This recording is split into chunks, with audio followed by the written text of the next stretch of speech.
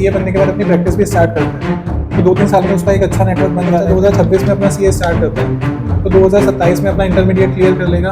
2028 और 29 में 2 साल के आर्टिकलशिप करके 2030 के अंदर बच्चा अपने नाम के आगे सीए प्रीफिक्स लगा सकता है। कोर्स की ब्यूटी ही ये है कि सीए कोर्स कोई कभी भी कर सकता है, किसी भी एज में कर सकता है। 99% कोर्सेज जो इंडिया में होते हैं उनके लिए मैक्सिमम एज लिमिट सेट की है। नमस्ते, नोएडा एनसीआर पॉडकास्ट में आपका बहुत बहुत स्वागत है। मैं नीरज गोयल और हमारे साथ आज हैं चार्टेड अकाउंटेंट मयंक अग्रवाल जी। मयंक अग्रवाल जी, आपका बहुत बहुत स्वागत है हमारे चैनल में। नमस्ते नीरज जी।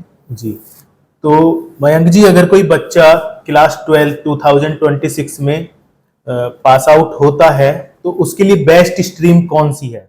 2026 की अगर मैं बात करूं तो चाहे साइंस स्ट्रीम हो चाहे कॉमर्स स्ट्रीम हो, आज के डेट में हमारे लिए इम्पोर्टेंट क्या है? हमारे लिए इम्पोर्टेंट है कि हम एआई के साथ compete कर पाएँ। जी। पहले क्या होता था, अगर बच्चे निकलते थे तो उनको कंपटीशन आपस में करना होता था, लेकिन 2026 के अंदर एआई क्योंकि इतना ज़्यादा हो गया, बहुत सारे करियर ऑप्शंस आज के डेट में ख़त्म हो गए हैं। बहुत सारी चीज़ें, स्पेशली जैसे आप देखो वेबसाइट डेवलपमेंट जैसी चीज़ें जो होती थी, जी।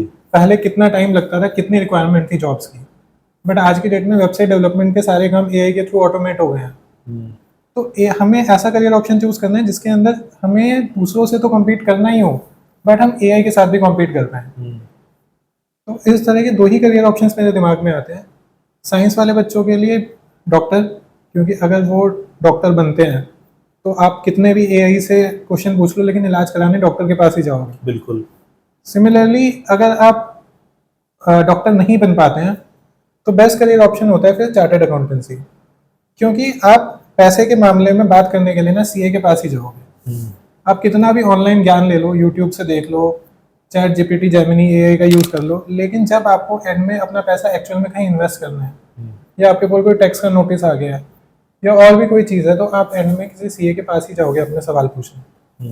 तो साइंस का बच्चा अगर डॉक्टरी में नहीं जाता है तो वो बच्चा, और स्पेशली अगर कॉमर्स स्टूडेंट है, तो उसके लिए बेस्ट करियर ऑप्शन आज की डेट में चार्टर्ड अकाउंटेंसी का ही है। जैसे अभी आपने बताया कि एआई से डॉक्टरी में, है ना, इस एआई का यूज तो कर सकते हैं लेकिन 100% हम इस पर डिपेंड नहीं रह सकते। 2 फील्ड ऐसे हैं। लेकिन कई बार ऐसा होता है कि अभी पीछे एक न्यूज चल रही थी कि बैलेंस शीट, एक सीए का असिस्टेंट था, उसने बैलेंस शीट बनवा दी एआई से और उसमें सब कुछ ठीक था, लेकिन जो कुछ मेन पॉइंट था वहां पर गड़बड़ हो गई तो वो पकड़ में आ गया बाद में। तो एआई क्या है ना, एआई में एक डेटा फीडेड है ऑलरेडी जी। बट जब बात आती है अकाउंट्स बनाने की, टैक्स बचाने की, बैलेंस शीट बनाने की, फाइनेंशियल स्टेटमेंट्स बनाने की, तो वो चीज़ें ऑटोमेट हो ही नहीं सकती। आप एक लेवल पे बैलेंस शीट ऑटोमेट करके सिस्टम से निकाल लोगे, लेकिन उस बैलेंस शीट के अंदर क्या सारी चीज़ें सही हैं, क्या जिस चीज़ का जैसे क्लासिफिकेशन होना चाहिए, ह्यूमन इन्वॉल्वमेंट वहाँ पे रहेगी ही रहेगी, और वो सीए से बेटर कोई नहीं कर सकता। जी जी।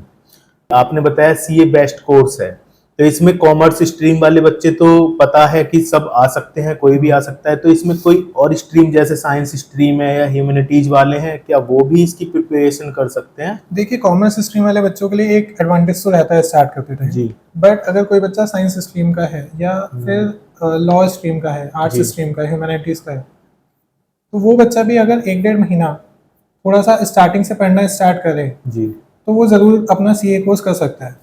सीए कोर्स के अंदर सारी चीज़ें बिल्कुल बेसिक से पढ़ाई जाती हैं, और इसके अंदर एक जनरल प्रिजम्पशन रहता है कि बच्चे ने शायद 11th-12th में हो सकता है कॉमर्स स्ट्रीम ना ली हो, तो जो 11th-12th में अकाउंट्स, इकोनॉमिक्स या और भी कॉमर्स के सब्जेक्ट के बेसिक्स हैं वो सारे यहाँ पे कवर कराए जाते हैं। जी। तो अगर साइंस या ह्यूमैनिटीज़ का भी स्टूडेंट है तो वो भी चार्टर्ड अकाउंटेंसी कर सकता है। जो कॉमर्स स्टूडेंट है उसके लिए आपने बताया कि सीए जो कोर्स है वो बेस्ट है, लेकिन इसमें हमने देखा है कि 80 to 85% स्टूडेंट्स फेल हो जाते हैं, तो वो कैसे क्वालिफाई करें? देखिए, एक रीज़न क्या है ना फेल होने का, बहुत बड़ा फेल होने का रीज़न ये है कि बच्चों के पास ना प्रॉपर मेंटरशिप और गाइडेंस नहीं है। जी। बच्चा सीए में एडमिशन तो ले लेता है बट बच्चे को ये पता ही नहीं है कि उसे पढ़ाई कैसे करनी है।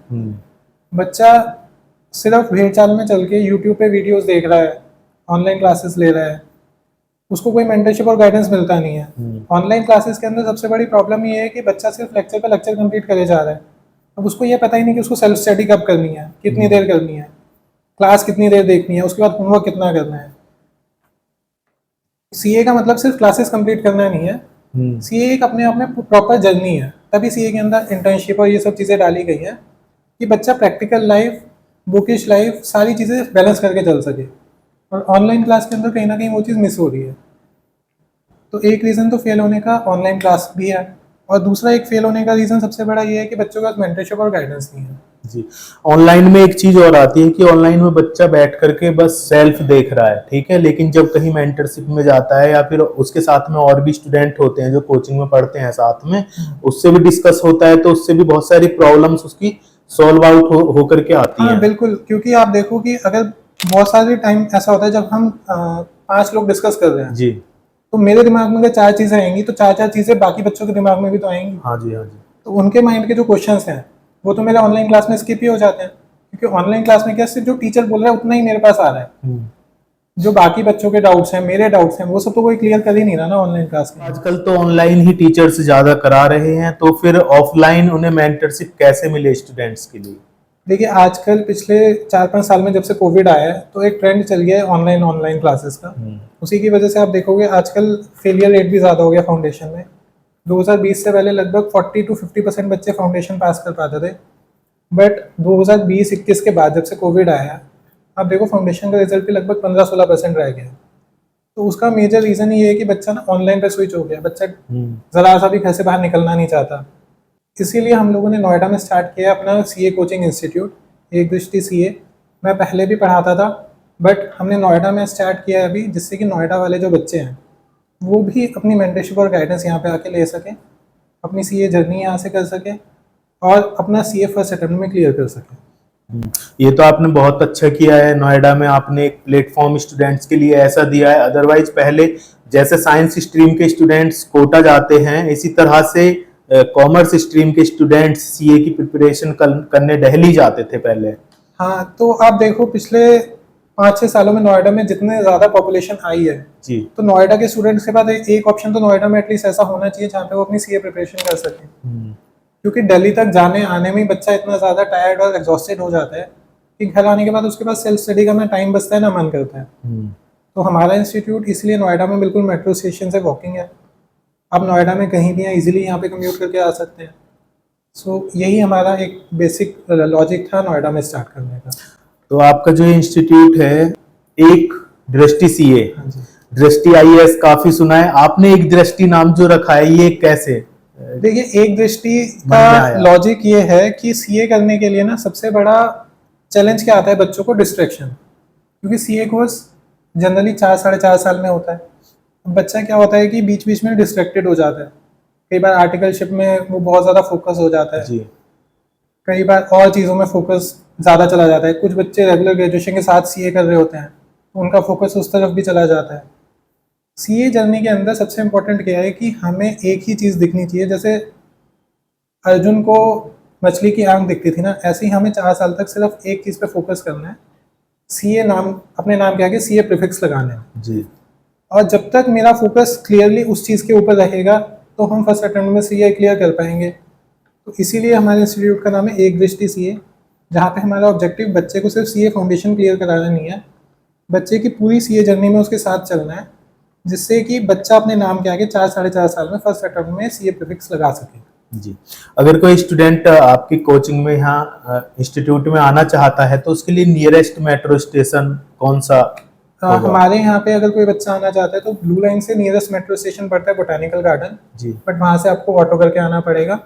बट अगर आप एक्वा लाइन तक आ सकते हैं तो एक्वा लाइन से 76 सेक्टर का जो मेट्रो स्टेशन है वहाँ से हमारा इंस्टीट्यूट 500 मीटर वॉकिंग डिस्टेंस पे ही है। तो अगर कोई बच्चा एक्वा लाइन से आता है तो वो वॉक करके भी यहाँ पे आ सकता है। अगर कोई बच्चा 2026 में सीए कोर्स में एडमिशन लेता है तो उसकी सीए जर्नी कैसी होगी? देखिए आजकल तो इंस्टीट्यूट ने सीए करना पहले से आसान कर दिया है। पहले आर्टिकलशिप 3 साल की होती थी, अब आर्टिकलशिप सिर्फ 2 ही साल की रह गई है। तो अगर बच्चा 2026 में अपना सीए स्टार्ट करता है तो 2027 में अपना इंटरमीडिएट क्लियर कर लेगा, 2028 और 29 में 2 साल की आर्टिकलशिप करके 2030 के अंदर बच्चा अपने नाम के आगे सीए प्रीफिक्स लगा सकता है। तो लगभग आप देखो अगर फर्स्ट अटेम्प्ट में बच्चा क्लियर कर रहा है तो 4 साल में हो जाएगा। कोई बच्चा अगर थोड़ा स्लो चलता है तो भी 4.5 साल के अंदर वो अपना सीए प्रीफिक्स अपने नाम के आगे लगा लेगा।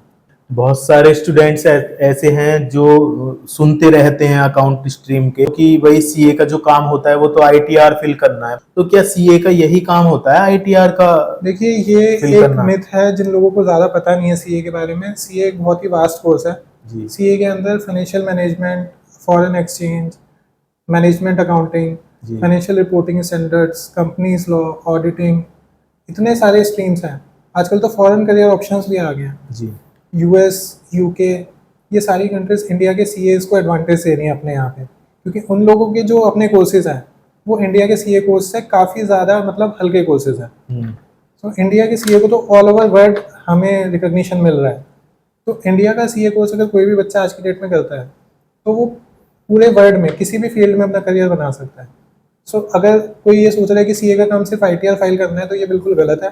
सीए के पास मल्टीपल करियर ऑप्शंस होते हैं और आजकल फॉरेन करियर ऑप्शंस भी सीए बनने के बाद आप एक्सप्लोर कर सकते जैसे आजकल इंडस्ट्रियल डेवलपमेंट हो रहा है इंडिया में और बहुत सारे ऑडिट होते हैं, कंपनियों के ऑडिट होते हैं, तो जो प्राइवेट मतलब जो सीए क्वालिफाइड है, क्या उनको भी ऐसा मौका दिया जाता है कि वो भी जा करके कंपनियों के ऑडिट करें? हैं।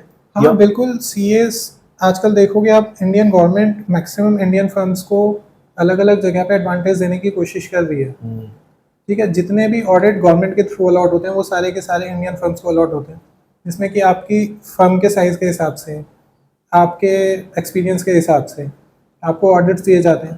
तो अगर कोई सीए बनने के बाद अपनी प्रैक्टिस भी स्टार्ट करता है तो 2-3 साल में उसका एक अच्छा नेटवर्क बन जाता है क्लाइंट्स का। और अदरवाइज अगर आजकल जैसे मैंने आपको बताया कि अदर करियर ऑप्शंस भी हैं, जी जिसके अंदर आजकल फीमा और फाइनेंशियल मैनेजमेंट का बहुत इंपॉर्टेंट एक करियर ऑप्शन है। क्योंकि पहले क्या होता था, पहले ट्रेडिशनल सोर्सेज में लोग इन्वेस्ट करते थे, जैसे रियल एस्टेट में इन्वेस्ट करते थे, गोल्ड में इन्वेस्ट करते थे। जी अब रियल एस्टेट और गोल्ड के प्राइस तो इतने ऊपर चले गए हैं कि आपको इन्वेस्टमेंट के लिए कोई और रेवेन्यूज चाहिए। तो वहाँ पे इन्वेस्ट करने के लिए फाइनेंशियल मैनेजमेंट, फाइनेंशियल एडवाइजरी, इन सारे कोर्सेज के अंदर भी सीएस की बहुत डिमांड है, सीए की बहुत डिमांड है। तो इस तरह के करियर ऑप्शंस भी सीएस एक्सप्लोर कर सकते हैं। जी कई बार ये मिथ होता है कि सीए एक पर्टिकुलर एज में हम कर सकते हैं, लेकिन अभी मैं एक न्यूज पढ़ रहा था तो उसमें 48 इयर्स की एक महिला जिसके पास ह्यूमैनिटीज स्ट्रीम थी, वो पहले उसका मन था अपनी एज में करने का, लेकिन उसका पारिवारिक स्थिति ऐसी हुई, फैमिली में नहीं पॉसिबल हुआ, लेकिन अभी उनका आया कि 52 इयर्स की एज में उन्होंने क्लियर किया सीए। देखिए, सीए कोर्स की ब्यूटी ही ये है कि सीए कोर्स कोई कभी भी कर सकता है, किसी भी एज में कर सकता है। जी 99% कोर्सेज जो इंडिया में होते हैं उनके लिए एक मैक्सिमम एज लिमिट सेट की जाती है। सीए के अंदर ऐसी कोई एज लिमिट नहीं है।